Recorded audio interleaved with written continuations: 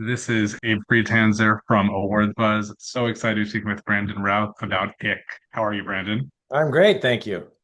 Sorry, helicopter flying overhead after somebody. All good. I'm excited to be able to speak with you. I had heard about this film when I was at the Toronto International Film Festival. Oh yeah. Didn't have time or the energy to see it at a midnight screening, but I'm excited that I had the chance to see it now. What was the experience of getting to watch it with that crowd like? It was great. The first time I'd gotten to see the movie. I think at TIFF, because of the nature of the huge theater we were in, that was not a traditional theater. A movie like Ick didn't play as well as we would have liked because it's very, very quick and fast, and so I think the sound got jumbled around a little bit. But overall, very happy, and my first time at TIFF to be able to celebrate it with a fantastic film like this, kind of very much you know groundbreaking in some ways in the way that Joseph has made this movie, and it was very cool to be a part of. I'm glad people are finally getting to see it on a larger scale now.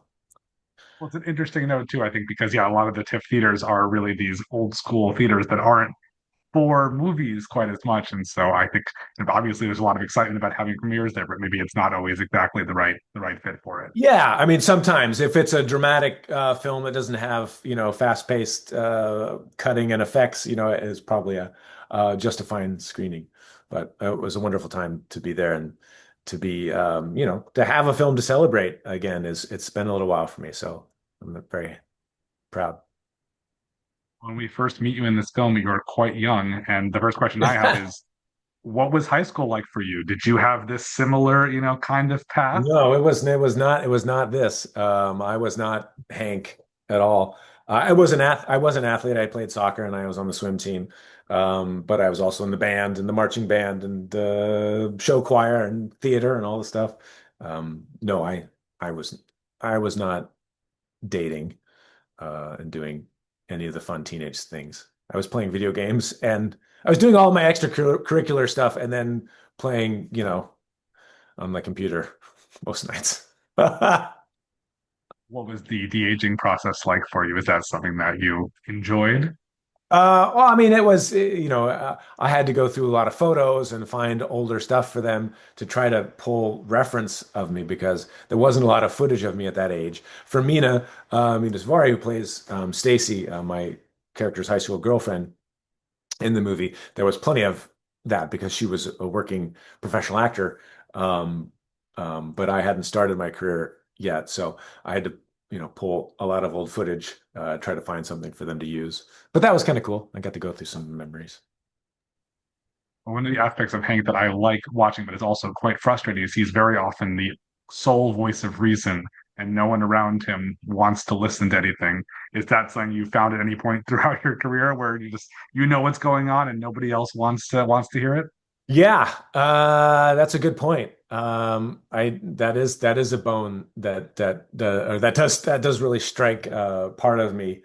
I see a lot of have seen a lot of injustices in the world more when I was a kid, as we become more black and white as a kid. But as I've gotten older, I understand people more perspectives. I don't have as many of those. But yeah, I mean, uh, Hank is the lone voice of reason, or one of the only lone voices of reason in Eastbrook, and he's the audience. He's the voice of the audience. Hopefully, speaking through Hank to say, "Hey, this is not okay. Like, wait, shouldn't we be doing?" I mean, I know it looks like you don't want to look at it, but it's here now. We got to deal with it. Let's investigate it. He investigates. He does science to find out. On the note of science, it is a very effects heavy film, which is obviously not something that's new for you. Right. But this is, I think, a blend of horror and action and comedy that sort of brings everything together. What did you hmm enjoy most about that process, and what was most challenging? Uh, you know, the best part of it is seeing the end product. I mean, honestly, like there's a scene on towards the in the third half of the movie or the third. the last third of the movie, excuse me, where Hank's jumping up onto this car and has this kind of fight as the ick is, all around. And that was our third day of shooting. And we shot from 6 p.m. to 6 a.m., I think, and it was hot, like 100 degrees and 100% humidity, like the whole night, I think. And that was kind of one of the hardest days, but it was in that day that I thought, you know what? This is the ick. Like this is part of the movie, and showing up every day and doing this. This is part of Hank. It's like he does. He turns the page. He's like, I got to show up now. I got to show up for my life, and I got to show up for this person that might be my daughter or whatever. That sense of community that is re-engaged with Hank. That the ick forces him to kind of come back to life. Is kind of a cool part of this movie and gave me a driving force anyway to fight back against the ick and injustice or whatever, however Hank thought it was. Is there anything that surprised you about how the audience responded at TIFF? Any scenes or character moments that you just didn't think would land the way they did? I know it's been too long since we did it. I think they laughed at a lot of the stuff that I was hoping was funny. There's a big whole speech in small mart scene with lovely Deborah Wilson. That is a big kind of comedic scene that played well. And there's a lot of like build up to that one, so it's good that it pays off. Well, I've been watching you for years. I'm a big fan of Legends of Tomorrow, and that's a show that I think for a show to get canceled at the end of its, sixth season is pretty is or 67th season is Yep. not necessarily that lamentable because it's been on for a long time and it still came as quite a shock. But you also were already, your character arc was set. How do Yeah. you reflect back on that show? And I feel like it's also the kind of show that could come back in some, obviously not with the CW, but could come back in some form because there are just so many characters. What was that whole experience like for you? Yeah, well, thank you for supporting Legends of Tomorrow, and I see no reason why the Legends can't come back. They're certainly well loved. I know by our awesome fan base that still appreciates the show. I think Legends of Tomorrow pushed a lot of boundaries and in a lot of ways. I mean, maybe not big, but we normalized some. I don't know. I like we didn't like over talk a lot of subjects of inclusivity and stuff when we poked fun at ourselves and uh had a that family the found family aspect is the biggest thing about Legends about why it worked, and I think it's what resonates with fans in all countries. Is that we're just these different group of people, but we found a way to get to work together because for the state of the world, man. And honestly, that's what we all have to do on a smaller and smaller, and then also macro and microscopic worldview is like we got these are the cards. We got to deal with it somehow. We got to work together. And the more people that understand we got to work together, the more people there are to work together. So we just got to forget about the other people. We just got to get the people who might want to work together and get them to work together. And we have more people working together and less people not working together. It's the ick. It's the reverse ick. See?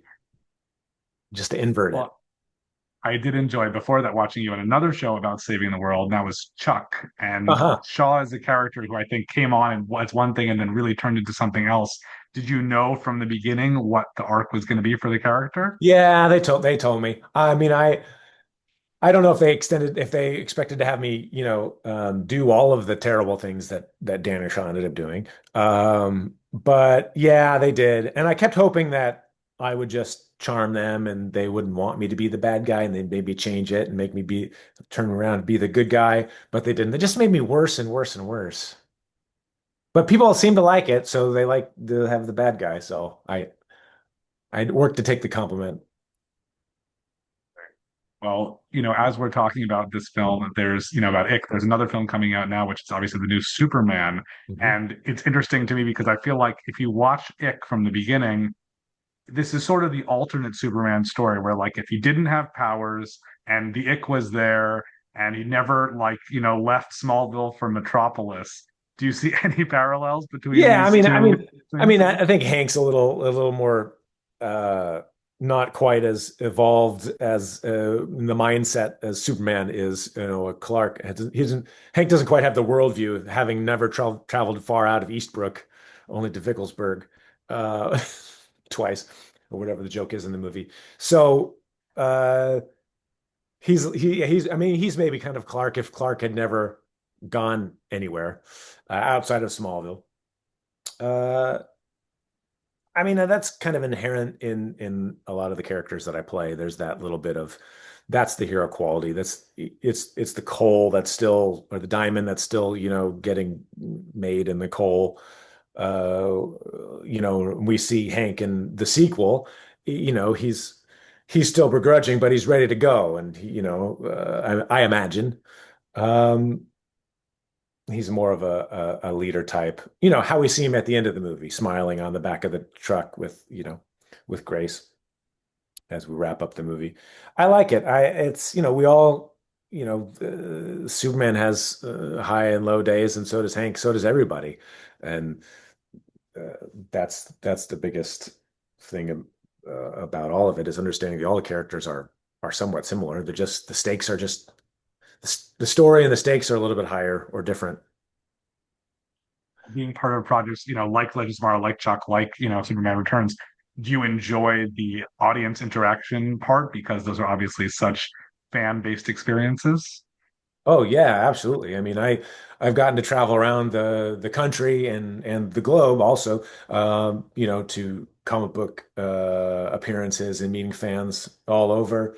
And I have fans who know me only from Superman or only from Scott Pilgrim, and they see that I played Superman or The Rookie now that it's getting around to and then they go, "Oh, he played Superman also," and I think it's so cool that people are finding me at different points in their life, and I'm not just Superman to them, which is I guess is a pretty good feat, um, or just a testament to how long I've been in the business.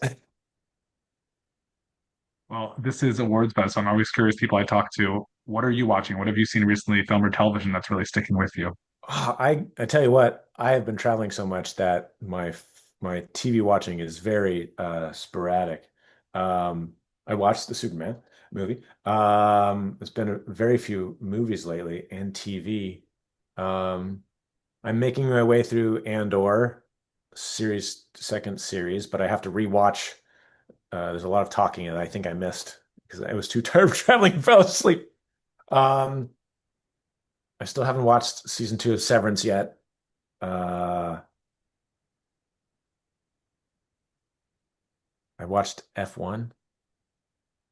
Uh, anyway, I've not been a good TV viewer lately. Okay. When you go to see Superman, do you like try to Clark Kent and sort of disguise yourself so you're not too obvious to everybody, or do you enjoy the fact that maybe someone's going to be like, "Hey, are you at the right screening? Is this 2006?" I think it depends on the day. Some days I'm more public facing, and sometimes I'm more private facing. But I went and nobody made a fuss whether they saw me or not. Uh, at the restaurant, I was noticed beforehand, but and they got a kick out of the fact that we were going to see Superman. Yeah. Well, before I let you go, what's next for you? What's coming up? Well, we got July 27th, 28th, and 29th, and maybe more days if people show up those 3 days. Maybe we'll get a wider release. Who knows?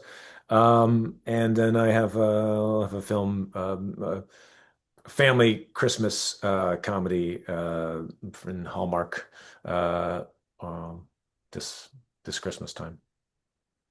Awesome. Well, thanks so much for your time, and I wish you the best of luck. Thank you. Appreciate you getting the word out.